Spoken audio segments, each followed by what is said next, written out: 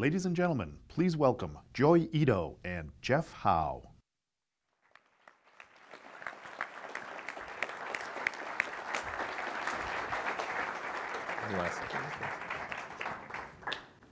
Hey, everyone. Hello. Hey. So you know what I thought we should start with is the Gibson quote. So William Gibson, the science fiction writer, has this awesome quote that is, "The future is already here, it's just unevenly distributed." And that sort of became a watchword, like a watch phrase for us, and for me at least, in writing the book. Because when we first started talking and shaping the book, we both felt that this was demonstrably true, and that it created a lot of inequities because certain people had access to, not just a computer, but access to ways of thinking. Can I cut you off and then tell a story, and then I'll let you give it back? This is how it's going to go for the rest. Yeah. But there's a funny joke when I got to the Media Lab. So Nicholas Negroponte, who's the founder of the lab, was often seen as a visionary, coming up with all of these amazing predictions. But actually, in fact, all he was doing was looking at the stuff that we were in the lab and then telling people before we announced it. And so, sure. So it really is like that. I mean, I do see every day stuff that's going on in science, but hasn't been translated out, whether it's ways of thinking or actual research. And so anyway, that quote resonates with me in a well.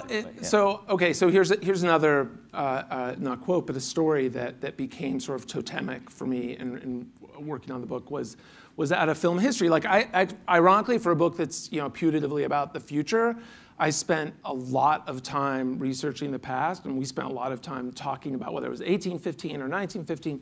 And one was that the first films are screened in 1895, but it takes 10 years for someone to do a close-up, for someone to just actually do something that was technologically possible. All of those 10 years, I mean, it was possible from the first day, but it's not done because people don't think, well, now that we have cinema, we'll need a grammar for this. So, you have pictures that move, but you don't have what we think of as like a moving picture. And what was great about doing this book is I often gave talks about the future, and I would do, as some other people do, I have heard this thing, and it was great because we had Jeff, and then we had a researcher, Chia, who would then take these things that I had heard before and chase down the actual stories and fill them out and interview them. One of them was, I always used to go around saying, and I had heard a lot of other people say that that technology, everybody underestimates the long-term impact, but overestimates the short-term impact. It turns out to be a law called Amara's Law that we learned in the research, and then Jeff chased down this history of it, and so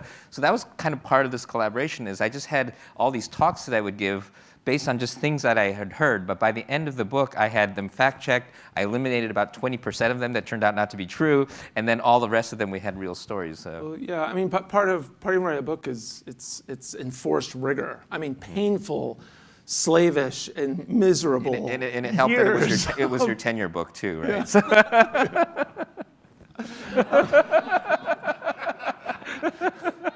Enforced rigor. Yeah. No, but it does. I mean, because you vet out all the bullshit. Yeah, so. Yeah, that was good.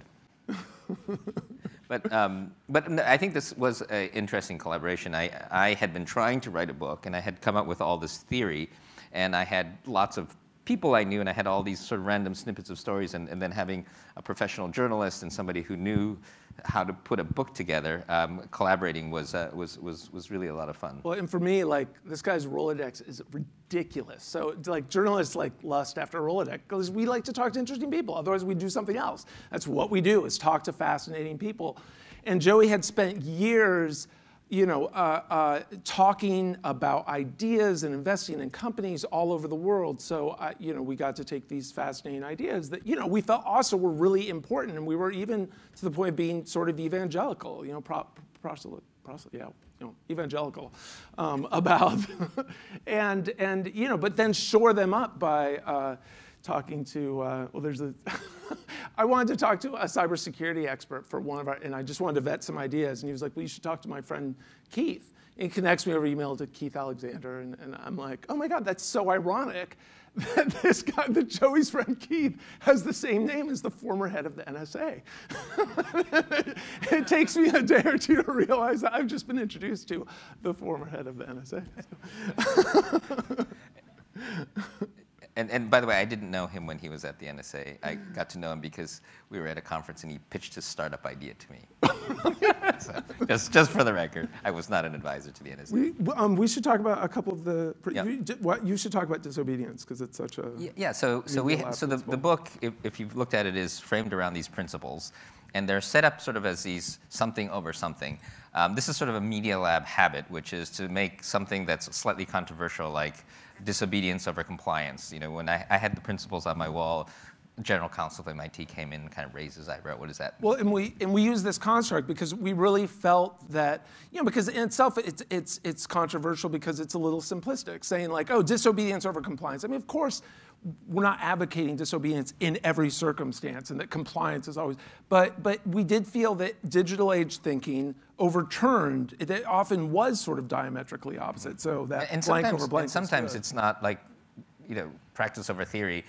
It's not that theory isn't important. It was just that it was overemphasized, I thought, in many cases than practice. This is the one that my faculty hated the most, was practice over theory, because a lot of them spent a lot of time building theories. But disobedience over compliance was this notion that whether you're a democracy, whether you're talking about the scientific method, questioning authority and thinking for yourself was an essential component of progress. And that we spend a lot of time building institutions that are trying to get you to be compliant, whether that's to the grant officer who's telling you what sort of research they're looking for, or the tenure committee who's telling you what sort of case will let you get tenure.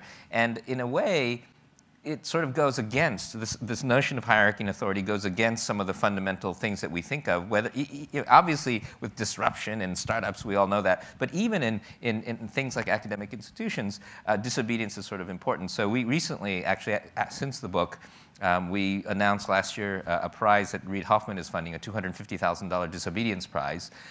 We were very careful to say it nonviolent, for social good, responsible, all this other stuff, to the point where on the internet people say, oh, that sounds like an obedience prize.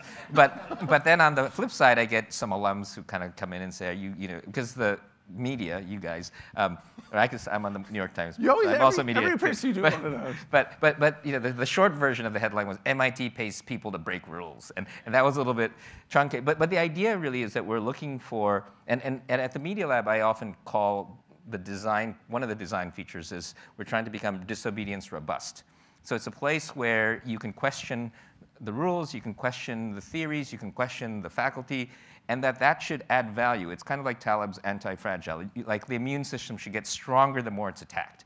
And if you can design a system where that kind of disobedience makes the system stronger, rather than institutions who tend to want to grow and scale and power through obedience, you're going to create a system which gets back to the point of the book, that is going to be more resilient and successful in a world where you have so much change going on. Well, and all the principles really connect, and the principle that got taken out, which comes up all the time, so I might as well bring it up myself before you hit me over the head with it, is learning over education, which really kind of suffuses the whole book, and it's just the idea that learning, you know, that learning is something you do for yourself, and education is something that's done to you, and that learning should be passion-based and play-based and interest-based. And disobedience connects with that in the sense that, I mean, there's a reason why we taught compliance for a long time, because people had to interface with machines, and they had to learn to be compliant in an age in which suddenly machines were going to be paramount, which wasn't true until the we were using human beings as if they were machines. So if you look at the modern factory, a lot of the behavior and activities of humans, or even white-collar work, they're doing things that will be could someday be done by machines. And I think our educational system, sort of post-industrial revolution, was to try to get obedient, replaceable, fungible humans to build armies, to build factories, to build white-collar labor forces. And I think in the age of machine learning, which is a thing I know that Joseph is excited about, talking about, is, well, what happens in a world where where compliance and fungibility and uniformity is less important than creativity? And I think what I hear when I think, well, I'm very education handicapped. I'm not very good at being educated, so I have a bias against education. But I feel like education is the act of trying to make it, because I mean, even like grammar school or obedience school, that's what I think of when I think of education. Yeah. And it's like what people do to you when you don't have enough passion to go learn stuff on your own. Well, I mean, I use this, I mean, this isn't some theoretical thing. I mean, this is every day for me talking to my journalism students. It's look, algorithms are going to write a better, sports story than you. Like, is your dream to work the Red Sox beat? Well, tough, because there's this company called Narrative Science, and they write really great, they're going to start with the home run, and then they're going to go back to the first inning and work their way back up to the score. And they've got it. So what do you bring to the table? Because computers aren't good at some quirky, funny story about some high school breakout, point guard that, is disabled or something. That, like a computer's, it's going to be a long time before a computer identifies that that's the story, and that's disobedient thinking. All right. I think this is great. Thank you. This is wonderful. Wonderful. Welcome. Jeff, in order to get tenure, you have to show that you wrote the book and he didn't do anything. Are you ready to obey that or not? That would be a hard case to make, I'm afraid. Okay. So Joey told me something very surprising to me. He said, Hillary Clinton didn't write the book, but Trump read the book, and that's why he's president. Well, I said if Trump actually read books, he probably would have been, I would have hypothesized that he had read the book, because he behaves more like somebody who had read the book than Hillary does. And so part of the... How can you tell? Based on what? Well, based on his, so he follows many of the principles in the book. And this came out of a question that you had, which is, like emergence over authority. We see a lot of bad emergence, or emergence, like ISIS is emergent, and so one of the key things is the principles aren't necessarily all good. They are just things that are happening that you have to understand. So we say at one point that it's the instruction manual for the new operating system. Like, the new OS isn't good or bad. It just is. It's the new set of rules. Guys, how many of you have read the book? Okay, good. By the end of the evening, I'm going to ask the question: how many of you would like to read the book? And I want every hand to be raised. But we're going to help you in some ways. They're talking about principles. They have 9 principles in the book. They're focusing on non-obedience. What are the other principles? So one is... I have the list. Yeah, if you want me to help you, I can help you. We're trying to figure out which. So one that I like, actually some of the principles are actually principles that other people have written books about that we just integrated. Yeah. Pull over push is one. This is Lang Davidson, John Seely Brown, and John Hagel. But it was a book called The Power of Pull. And it's the idea that you pull things from the network as you need them rather than stocking them and centrally controlling them. And this goes all the way back to Japanese auto manufacturing, where they pulled inventory as they needed rather than trying to stock things. And it was a very agile way of doing manufacturing. Is that Keiretsu? It's Kanban. It's called the Kanban system. So we have 2 principles. What's the third? A third. So emergence. Emergence over authority. So explain that. So, I mean, emergence is a phenomenon, a network phenomenon that's been identified for a while, several decades. And it's the reason why, and this is the classic example, but it's most telling, that an ant colony knows to keep its trash in the den furthest away from the queen and the food closest. No single ant knows that. Some people are like, well, the queen does. No, the queen's dumb. The queen's as dumb as any of the drones. They're all dumb. But the colony is really smart. And we're kind of the same way. Like, no single person could have sat down. You couldn't have assigned Wikipedia even to a large company. And yet, as a collective, we've created, in span of really just a few years, the greatest aggregation of human knowledge to date. So you have another one about compasses and maps. Yes. So explain that to me. So compasses over maps is, as the terrain gets more and more complicated, the cost of building the map to any level of accuracy that's useful sometimes starts to exceed the value of just trying is one piece. And then this ties to practice over theory. And often it's better to have a good compass heading. So my example is I saw the early YouTube founders before they were a big thing.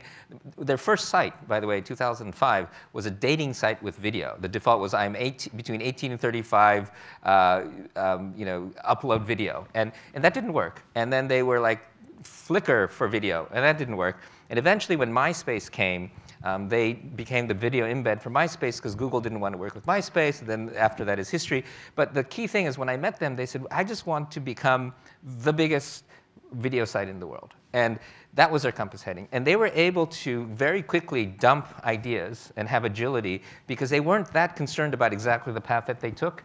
And I think in the modern world, more and more, what you find is, for instance, a lot of due diligence that I get when I'm doing a startup. One of the stories in the book is I had a startup where I wanted $600,000.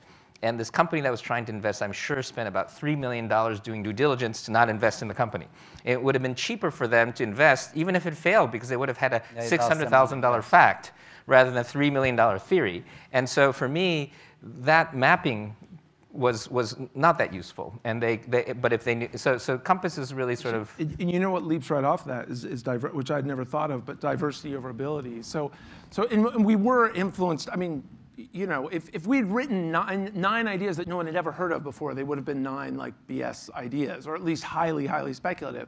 But one, you know, we kind of felt like we're seeing this OS, this operating system, is emerging best practices, or ideas that are beginning to stand the test of time.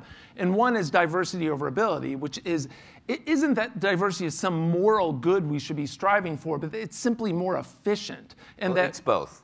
Well, yeah, no, that's right. No, I mean, I don't want to like deprive the moral aspect of it, but I think that, you know, what gets lost is that organizations, and we lean on a mathematician and complex systems theorist, Scott Page, to show this. So what is diversity for you both? What's that? What's diversity for you? For us in the book, and what will probably be my next research area, I think, is cognitive diversity and the relationship between racial and gender or sexual preference and cognitive diversity. But the effects that cognitive diversity have on an organization, which tend to be pretty profound. So in that, if you can put it right back to the compasses over maps things, because a map says, okay, Scott Page, again, the complex systems guy, he talks about problem landscapes, and think of it as like a topographical map. And the thing is, you don't know on what mountain that problem is. But if you get 5 people and they are the smartest people in one domain that you can get, and then you say, we need 5 more smart people, and your 5 original smart people hire the 5 next smart people, you have 10 people that go to the same point on that map because they've all received the training in the same places. And you get 10 people, and again, this is a mathematical theorem. Got it. Let me move now to practice over theory. Yeah. I get a little worked up on. That's good. That shows passion. That's good for tenure. Look, practice over theory. I'm was raised in an environment at your institution where essentially theory was so much superior than practice that we looked down on theory, on practice. Now, when you said practice over theory, you're reversing that and you're creating another hierarchy. Whereas here, for instance, at Northeastern, we say you need to integrate both. And in fact, there is a book, I'm sure you have read it some years ago, called Pasteur's Quadrant. Yeah. Where essentially is really the integration of practice and theory that is going to lead you to the discoveries, et cetera. So why do you put one on top of the other? So partially because it provokes a conversation. So provocateur. Provocateur.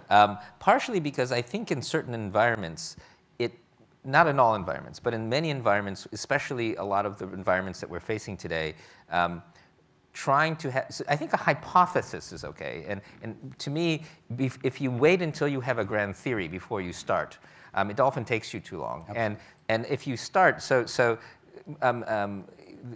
Reid Hoffman, who's a friend of mine, a good investor, he often says for startups you should go, instead of ready, aim, fire, he says fire, aim, fire, aim, fire, aim. Because every time you take a shot, you get some data, and then you can take that data to create a hypothesis. Joey, you're an entrepreneur. Yes. You invest in things. What do you look for? I look for everybody invests slightly differently. I look first for the team. Second, does that product or what they're trying to do intuitively make sense to me? A team being passion, and then the third is I look for, and this is just very practical. I look at the other investors because I found that more companies fail because of bad co-investors than because of bad entrepreneurs. Explain that, please. I think there is a sort of philosophical approach to how you support an entrepreneur. So when an entrepreneur goes into a difficult situation, are you going to support the entrepreneur to take more risk? Are you going to try to squeeze every last penny out of the entrepreneur and exit? So different investors behave in different ways, and I found that disagreement among investors doesn't, and this is about the compass, it sort of screws up the compass in the ship, and the entrepreneur doesn't know where to go. But I think if the risk tolerance and the general vision of the entrepreneur of the investors are aligned, the entrepreneur has a much better time of figuring out what to do. So what about resilience over strength? That's another principle. Yeah. Well, actually, I'm curious. I just found out today we have a resilience center that's starting. So I want to know what Northeastern. We can spend hours on that. Yeah. But let me tell you something. He's panicking because at 6 o'clock he has to teach his course. The students are here. So you have, we are dispensing you from being there at 6 in order to be more with everybody here. Jonathan, is it okay, the chair, Mr. Chairman? 6:15, that's even better. You see, you heard it.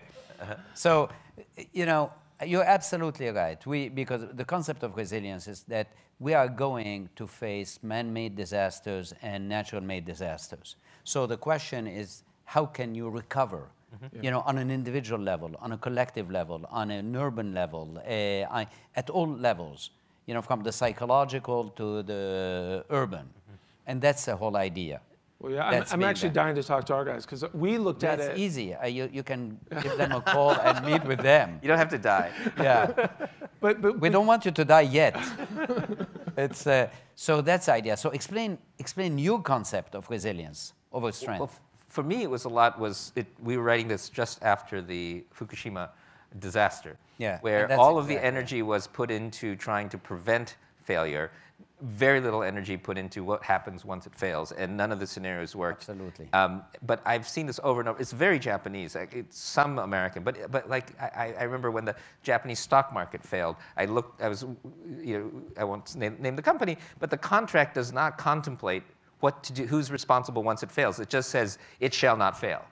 And so they spent all this money trying to build a system that cannot fail, and then once it failed, they didn't know what to do. But do you think that Western culture is because neither one seem very resilience-oriented. Yeah, I think that the Japanese have it worse. They just have this kind of like, in the worst case, you just commit suicide kind of thing. So, look, let me tell you, Jeff. Jeff, you said something that we have to stop and reflect on. Yeah. In terms of failure, there is no Western culture.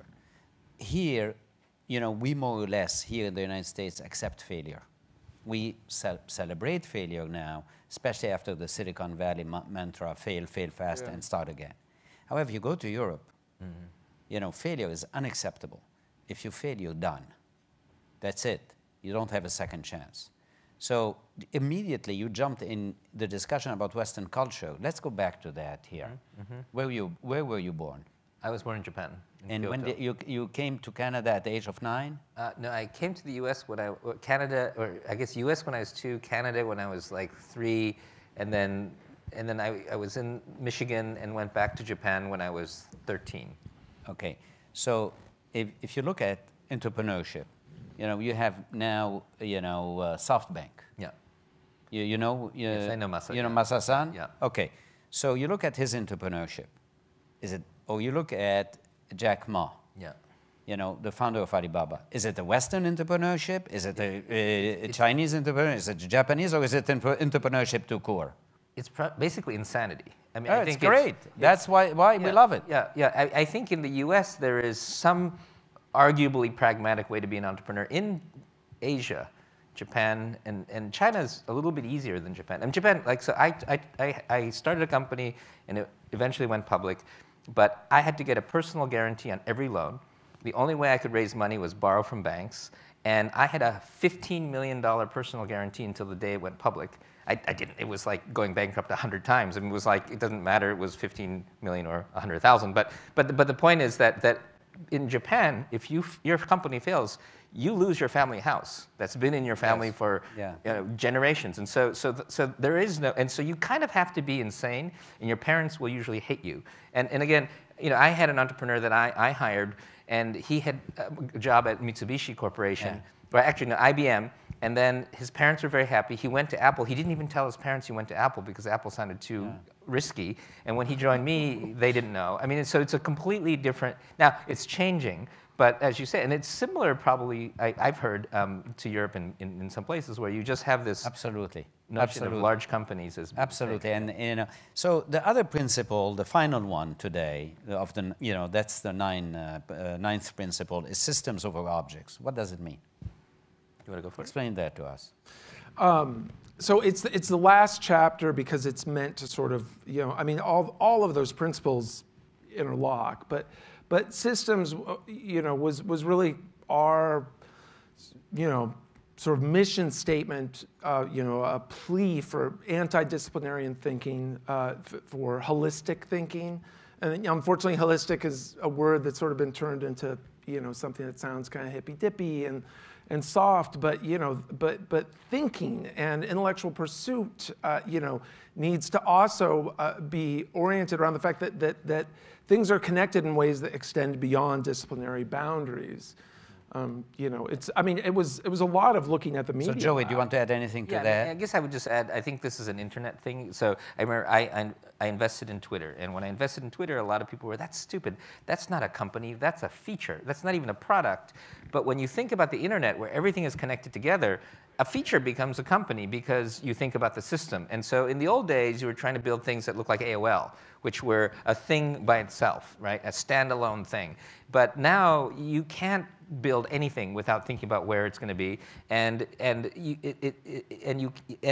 the problem is in science or in academia, a lot of times people are building a single intervention or a single technology, and they may be thinking about the little system of that discipline, but they don't really think about how does this affect education, climate, aesthetics. And so for me, I think designing everything as if you're part of a mass. Now, you can't be responsible for everything, but you can be responsible in a way you would be responsible for a child. The child may end up differently than you want, but you're still responsible for it. And so I think similarly, everyone should be responsible for the impact, positive or negative, of everything that they do. And that's so you have 9 principles. We discussed them, and you stopped short of going for the 10th because you're humble. Explain that to us. I don't know about humble because I'm not brilliant enough to figure out how to work the 10th. It was a book writing thing. You told me that it was crowdsourcing. You didn't include crowdsourcing. No. Oh yeah, no. That was the other book. No, you told me because you didn't want to talk about yourself. Yeah, I mean, no, it's. I was giving you some credit, and now you don't want to receive it. That's okay. No, it's the other way of looking at it. You didn't want to have the 10 Commandments. We talked about it. Actually there was it got dinged by the best of people, Marvin Minsky, because we had crowds over experts. So you're obedient? And he said, yeah. Oh my God! To Marvin you don't Minsky, apply. You don't. You see now, you have the authority argument, and that's dangerous. The first thing we learn, in academia, is that there is no authority argument. Even if it's Marvin Minsky, who cares? Yeah. Who cares? If you're convinced of something, you fight for it. Otherwise, you're an obedient guy. Apply your principles to your life. Anyway, let's open it for discussion. We have actually questions from the web, and Jody is going to start. If you want to ask questions, raise your hand because the mic will come to you. Start raising your hand so we can save time. Great. And we have here a young faculty member. No, look at yourself. Don't look back. And please give him that, Jody. So one of the questions from social media was, do you see the risk to personal privacy getting more severe as the world becomes even more connected? So I think it will get much worse before it gets better. And I think that it will get better. So generally, when you think about technology, if it becomes painful enough to enough people, people will ask for it. And if people ask for it strongly enough, the system will change. So I think that eventually all of us are going to have somebody that we know who will have had massive pain because of a privacy breach. And once we all have experienced that, now young kids with Snapchat, you're starting to see some consumer behavior, and you're starting to see products being designed. Now the problem is some of this is kind of like toxic waste. it's already out there. There's always already spills, and a lot of this isn't going to be able to be cleaned up. So I think it's a huge problem, and I think it's going to get worse. Let me add something. I was in a dinner, since name dropping, without name dropping, with Larry Page. And he received the same question. And he said, look, the concept of privacy is all relative. For you, the concept of privacy is not my concept of privacy. You accept more openness than me. And therefore, you know, if it's relative, that means that this evolution is going to continue even more and more and more. So what is not private for you is private for me. And so there is no absolute notion of privacy. There is a relative notion of privacy. Yes, sir. Could you stand so that you know, your dad takes a picture of you? Ask your question. Konnichiwa, Ito sensei. Konnichiwa. My name is Leonardo, and I am 11 years old. When I hear and see the things that's happening around the world, in the world around me, I get worried. And as a kid, I want to know what I can do to help. If you were 11 years old, what would you do? Don't obey. I would like to share What's the this answer? information with my friends and possibly write about it. Great. Great. Where do you go to school? Westford. And do you want to start college next year? That's good. Please. Well, so first of all, I think that you should be afraid. I think we're going through one of the most risky periods in history, whether we're talking about biological problems, whether we're talking about the role of machine learning in the systems, whether we're talking about the environment. And I think that we need as many people as we can working on solving these problems. I think these problems all involve some form of complex self-adaptive system, which is all these things and how they interact with each other. And this actually requires a diversity of the participants. I think everybody needs to be involved in thinking about the solutions. We often say, you're not stuck in traffic, you are traffic. And so even as an 11-year-old, you will have ideas, and you should start participating right away. And you should follow your passion. I wouldn't wait until you're finished with college before you start trying to save the world. You start right away. Do you like the answer? Arigatou gozaimasu. Yeah, that's good. That's great. Write about it. So, Jody. Another question was, you talk about periods of dramatic change producing winners and losers. What points in history would you compare to today, and who were the winners and losers? Oh, yeah, well, so we did that. I spent a whole summer in 1815. And it was really interesting who the winners You look were. very young to me. I mean, I know, good right? genes. Right? It was, you know, it's...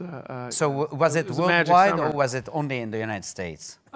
It was actually only in New York City, only in Manhattan. In Manhattan. I drilled down. I was curious about the economic thought of 1815, and because it was a period that was, in a lot of ways, a lot like our own. A new age had started. You know, if you'd asked anyone on the street, they would have said that we are indeed in the industrial age. And yet, if you looked at how business was done and how people thought about business, anything like division of labor or profit would have been completely foreign to production that still took place in the house, still followed a guild system. The winners were not, interestingly, the people that we often think of as winning. That's the merchants, the people who had the capital. What it was were the master craftsmen, some of them who thought differently, and who said, you know what, I'm going to fire my journeymen, fire my apprentices, and hire them back as wage laborers, and they're going to hate me, and they're going to say I am without honor. And honor was worth a lot more than profit in 1815. But they were right. I mean, they were right in as much, again, it's sort of value neutral. They were right in that they wanted to win, and they did. But that's what it took, and there was not many people thinking like that back then. Do we have other questions here? Yes, who has the mic here on this side too? And on this side, please give him the mic too. So go ahead. Testing, okay. So why don't you stand so we can see you and the camera can see you? All right. So in the time we're in, there is more connectivity, and the world is closer than it has ever been before. But at the same time, there's technological advances in the West. And do you believe that that's going to mean that emerging markets are going to be left even further behind than they currently are? Or is the division closing? So I think it's a very complicated question and answer. I think that there are populations who don't have access to basic things, to internet and other things, and it will be very difficult for them to not be left behind at some level. And so that I'm not speaking about everyone, but I do think that some communities that are connected are going to be able to, I think, even leapfrog some of the things that we have in the West. One great example is academic institutions are tremendously difficult to change, but if you're building them from scratch in India, absolutely, you can experiment in ways that you would never be able to do. And then if you look at even payment systems like M-Pesa, using mobile for payments, those are revolutionary. So I see, and when I go visit Shenzhen, I wouldn't call that a developing country, but they were able to do a whole bunch of things because there was nothing there when they started. So I think that there's a tremendous opportunity. I also think it's a fake or false thing to think that the super high tech can't connect with others. So one of my favorite scientists is Howard Shapiro.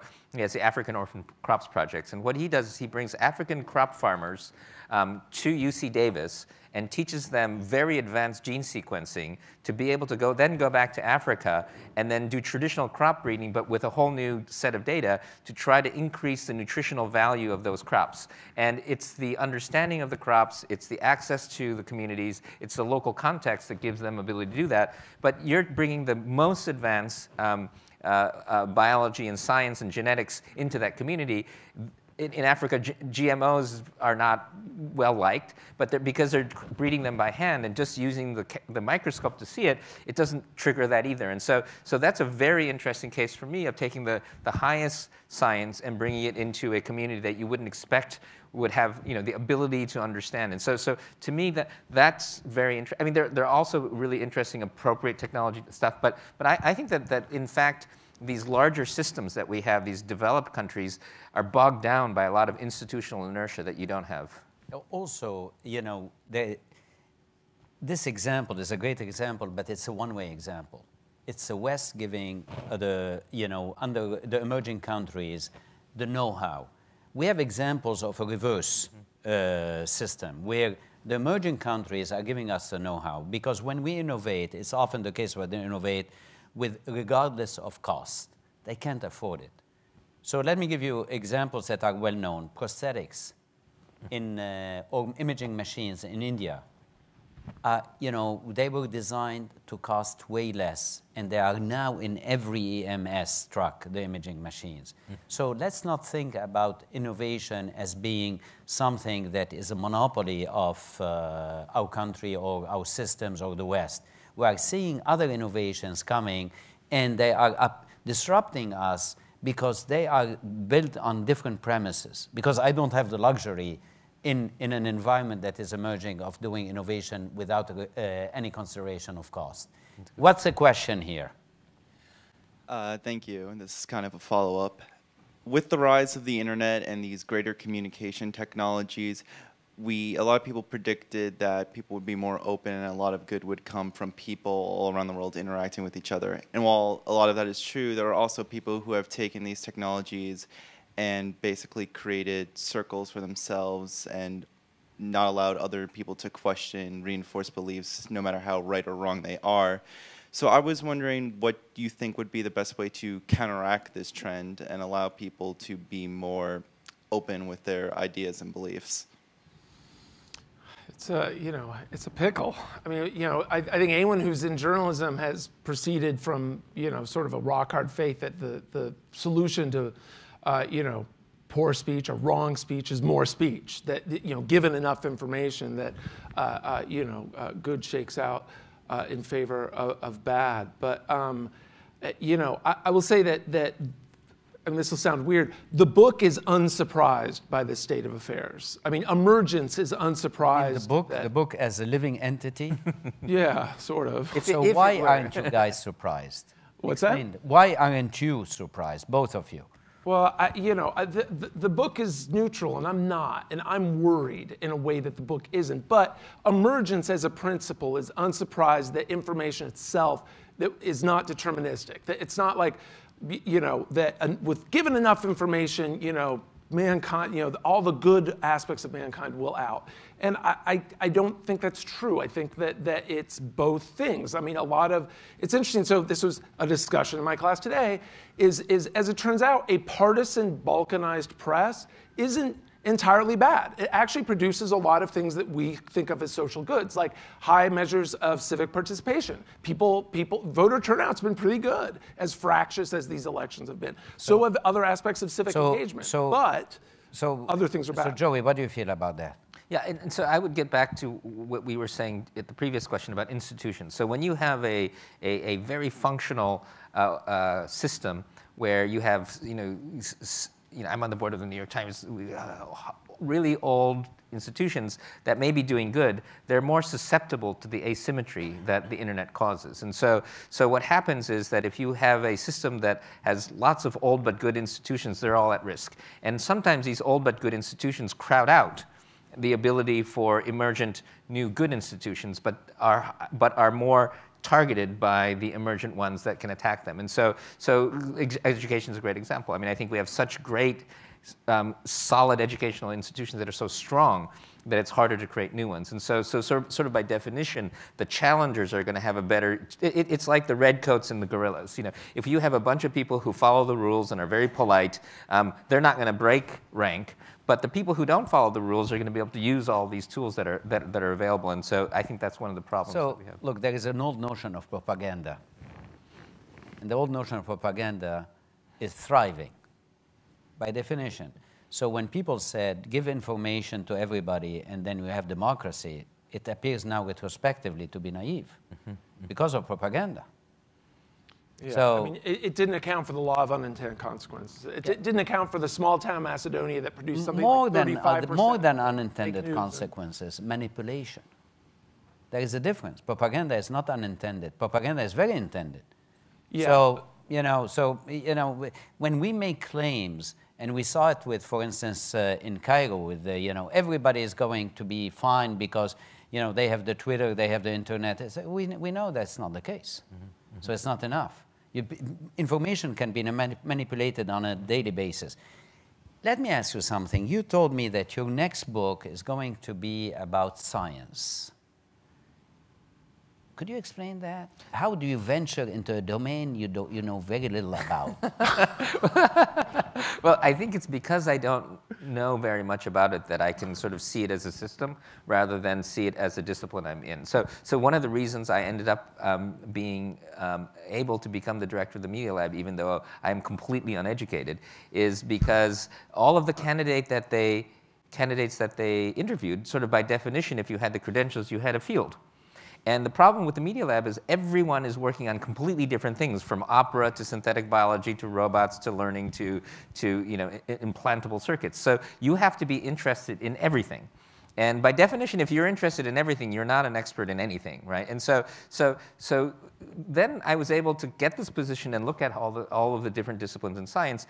And first of all, there's two big problems. The disciplines are not very good at working with each other.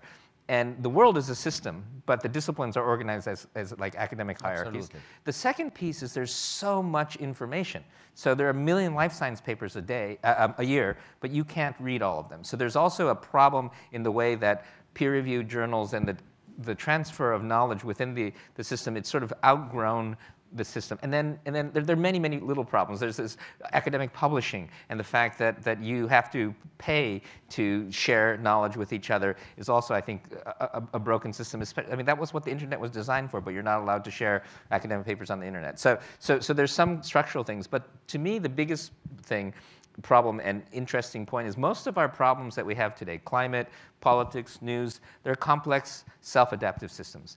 And scientists don't tend to think and collaborate in those sorts of systems way. They're not systems thinkers, they're not designers. And so I think that bringing kind of a complex systems design practice, and this includes critical design, which is to sort of look at the work that you do and try to imagine how it might affect the world. And to go, I know you're from MIT, you go all the way back to Vannevar Bush versus Norbert Wiener and the war effort. Is it the role of the scientist to worry and care about how their science will be used or not? my argument is that they should be. Even if they can't control it, they should feel and imagine how it's going to be used, and then try to be part of that conversation. And again, participant design means that, getting back to you aren't stuck in traffic, you are traffic. You are part of the system. And I feel like even if we can't get everyone to do that, I think we need a substantial number of people to do that in order to tackle these complex problems rather than just chopping them up into little pieces. Got it. Questions? Yes. We have an engineer. Yes, I am an engineer. Thanks, President Owen. Here is my philosophical question.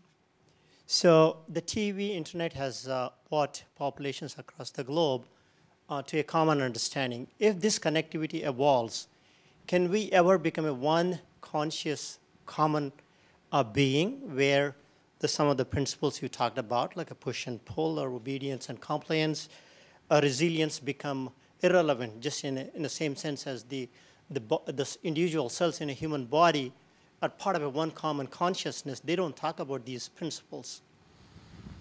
Well, I think if you look at the human body, even just take the human brain, I think the idea that it's all one common thing that's not fighting with each other is actually a myth. I think our consciousness is just an after-the-fact justification of things that happen somewhat randomly.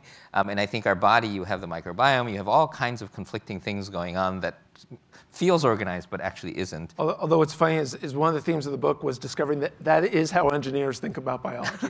And biologists are like, oh, these engineers. But I do think that when you add, so there's this field of collective intelligence. It's not a new idea. And we, at the Media Lab, we talk about extended intelligence. So a corporation or university, these are collective intelligence where they're arguably smarter than the sum of the parts. If nothing else, they're different from the sum of the parts. And society is kind of collective intelligence. And I think that once you start to increase connectivity, connect brains together directly, introduce machines into the system, I think what you end up with is something that feels a little bit more like a collective consciousness, even though I think corporations behave like their collective consciousnesses. And I fear that the worst case scenario in some of these are like the Borg. You know, if you've seen this Star Trek thing where everybody's it becomes this bad collective consciousness. I think in the best case, what you end up with is something that feels like a vibrant ecosystem or a vibrant organization where all the pieces are, preventing cancer. Because I believe that some of these monopolies, like the Googles of the world, are a kind of cancer where you get something. Are you funded by Google? No. Good. Oh no, actually, they are a sponsor, but okay, they're going to take away your funding. But after this, could you censor that part? No, they expect us to poke. Okay. But I think if you think about these huge mega monopolies, it's because we don't have a system that regulates like we do in nature. And I feel like if once we get all of this working, and if it works properly, it should work more like an ecosystem where you have self-regulation and you have competition. Let's have one more from here.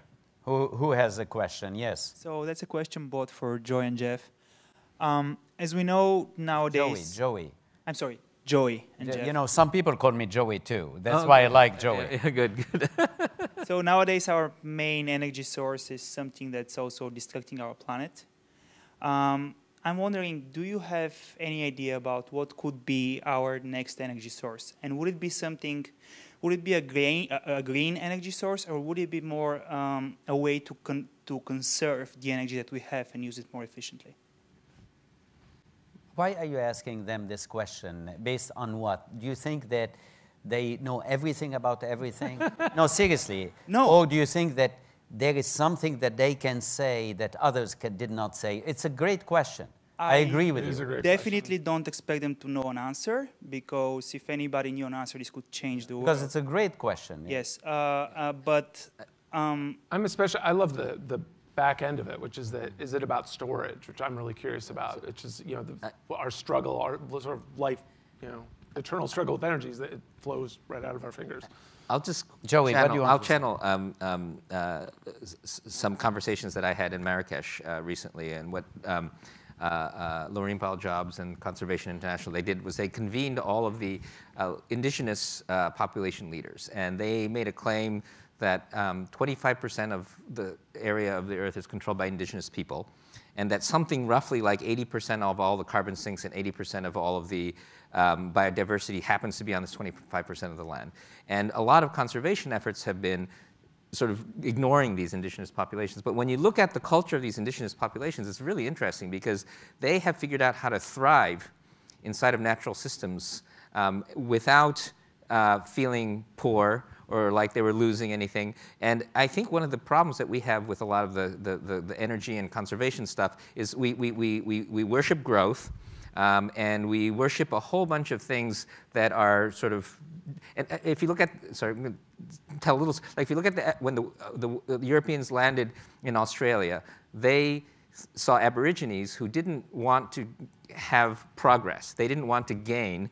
They just wanted to keep the world vibrant and live inside of it. So they said, oh, they're not humans. We'll classify them as animals and we can shoot them with impunity. And until the 60s, in some textbooks, they're classified as fauna. Right? So we, as human beings, do not believe or have not believed that there was any other way to think than take resources, accumulate wealth, and grow. And so my meta that I would go, and this gets back to Donella Meadows and how you reframe the thinking around systems, is you can change the paradigm. And I feel like when we talk about sustainability and energy, we assume that we need more energy, that sustainability requires sacrifice. But when you see these indigenous people, and they thrive in a sustainable way. And so I think that one of the key things is that we need to figure out a way to change the culture, which is the top layer, and it's not so much about fiddling with the science or the rules underneath. I think we'll do it, and I think it's good, and we might find alternative energy sources, but I think if we fundamentally change what makes us happy, that will change things. You know, in terms of growth, I agree with you. There is now a movement because we quantify everything in terms of GDP. Mm-hmm. And you have economists like Stiglitz who are starting to look at the happiness factor, you know, the happiness index, and how you quantify it, how you measure it. So, for instance, if I have a great salary, but every day I have to travel 2 hours to get to work, and back 2 hours, that my quality of life is down. Mm-hmm. And that's a simple example. And therefore, on paper, if you look at the GDP, the GDP, and you look at the salary and the income, this is high. But if you look at starting to measure happiness, yeah, then you have a different way. So that goes with your point about growth. And I would just add one GDP fact that I recently found out was that child rearing, parenting, is not, it doesn't get calculated into GDP. One of the most important things that we do is not considered productive. I mean, just that's a fundamental. Happiness is important, but shouldn't we be encouraging people to stay home and take care of their kids, especially with social gating theory showing that the interaction with kids is Listen, let me tell you, this is a biased comment. He's going to have a baby in a month. So I want to get paternity leave. To get time off to stay at home, which is great.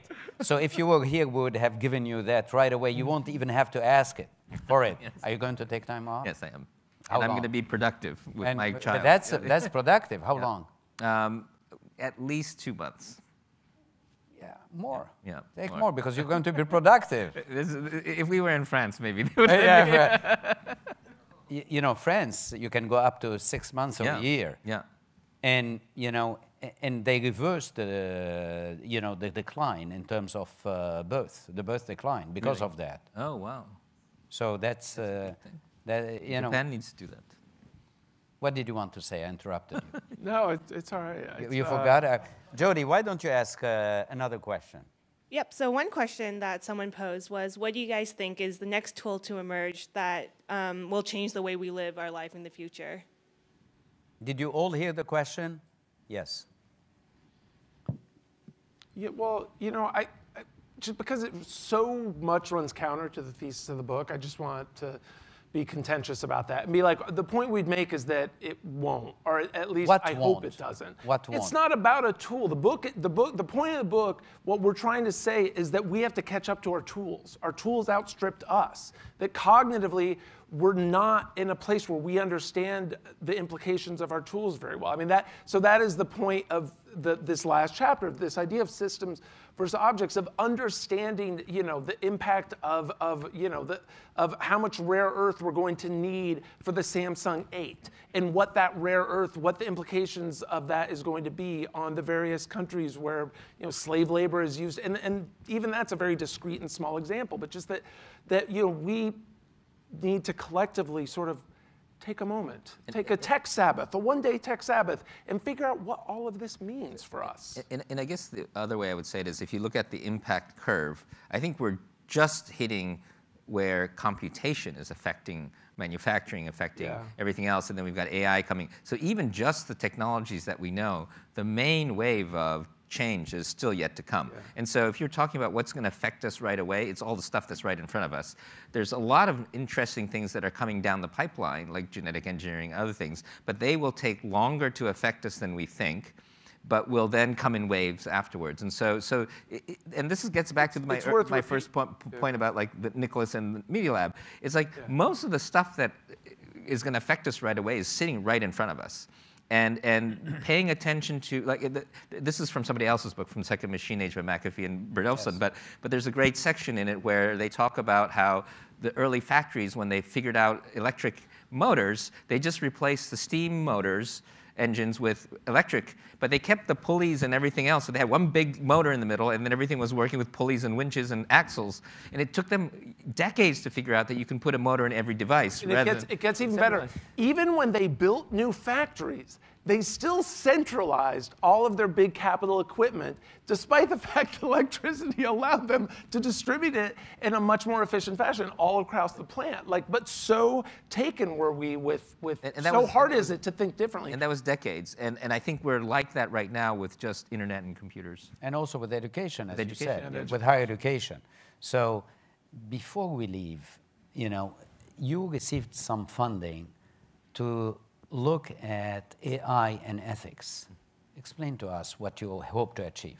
So I won't be political, but it's slightly political in that a lot of the people who work on AI believe that they just need to find out what your problem is and then the machine will just solve it. And there are a number of people, mostly on the West Coast, that believe in this idea of singularity that Ray Kurzweil and other people have popularized, that someday soon, computers will become so smart that all of this stuff that we care about, like social things and fake news, won't matter anymore, because the computer will transcend all of this and will be immortal and all that. That's, I think, dangerous. And what I found Why is it dangerous? I agree with you, but why? I think it's dangerous in a couple of ways. I think dangerous because it's wrong, in my view. I think it also that... How can you show that it's wrong? Well, there's a great...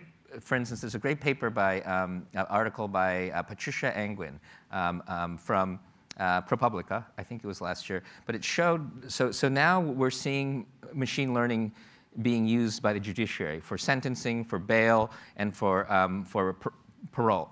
And they have this thing they created called the risk profile. So what you do is you enter a bunch of data, fill out a bunch of forms, and they will pop up and say, we will give this person a risk rating of 8. And then the judge will say, okay, well then this is a sentence. She showed, at least in one case in a certain city, that for white people it was almost random. And then for black people, it was completely biased against them. And she took a lot of math and a lot of engineering to figure this out. And so that's kind of scandalous, right? What do? We haven't done anything, and the companies are keeping this secret, the algorithms are secret. This is happening all over the place. So that's what you want to do, is look at ethics in this domain, in the domain of AI. So that's one. And then I think the other part is a little bit more meta, which is that a lot of the problems that the computer scientists are trying to solve, they're just trying to brute force it by just having enough data, and it will start to appear like it's answering the question correctly, but I think it's going to be answering the question without the context. So let's just take the judiciary again. So I think speeding tickets could be machines. I don't mind. Somewhere in the middle, it starts to get fuzzy. The Supreme Court, you don't want people who are robots. That you just want humans. And there's some continuum that goes from Supreme Court to the speeding tickets. These two need to talk to each other to figure out how this happens. And the problem is the computer scientists aren't publishing in a way that the lawyers can understand. And the ethicists are shaking their fingers at the computer scientists in a way that computer scientists don't listen. And so that context hasn't been made. So the thing that we're trying to fund are projects that connect both. Create computer science so that others, like lawyers and ethicists and philosophers, can understand, but also get the philosophers to express themselves in code in ways that the computer scientists can understand. And this is really kind of an interdisciplinary thing. And by the reason funding helps is you can sort of create grants to say, hey, where's your ethicist? Hey, where's your lawyer? Hey, is the code that you're creating something that Google will actually be able to metabolize? Got it. Yeah. Got it. Each one of you is working on a book on his own. Will you work together again? I don't plan on co-authoring a book again, but this has been Why? It has been so traumatic? No, I mean, it's been immensely gratifying. I just, you know, and I love collaborating. I do collaborative projects all the time. Yeah, so why? But because, you know, we both have other things we want to write about. I want to write about resilience and diversity, and okay. Joey wants to write about... And Joey, what do you think? Would you write a book with somebody else? And we know that he's out of the picture now. I might write something with somebody else. I'm not sure. If I did, I would write it with somebody who's different from Jeff, just because I think it would produce a different kind of book. I'm hoping to write something myself, but I'm not sure. Yeah. Great. So we'll invite you back with your next books, to discuss. Let me tell you, we have gifts for you. Before, I'm going to ask you if your parents are okay to come and give the gifts with me. You know, give the gifts to them. And here, why don't you come to the podium here? Here. Okay, could you help me? And then we'll try to find you a gift too. Would you like a hat from Northeastern? Great, get him a hat right away. Okay, so could you give that to Joey too? And please obey. Thank you very much. Okay. And then give that to Jeff. Thank you very much. Thank you very much. Thank you. What brought you here? My family. Your family? Did you enjoy it? Yeah. What did you like about the discussion? I don't Your question was the best. Thank you for being here. Thank you. Let's give him a big round of applause. Thank you. Thank you so much. Thank you. Thank you. Thank you. So.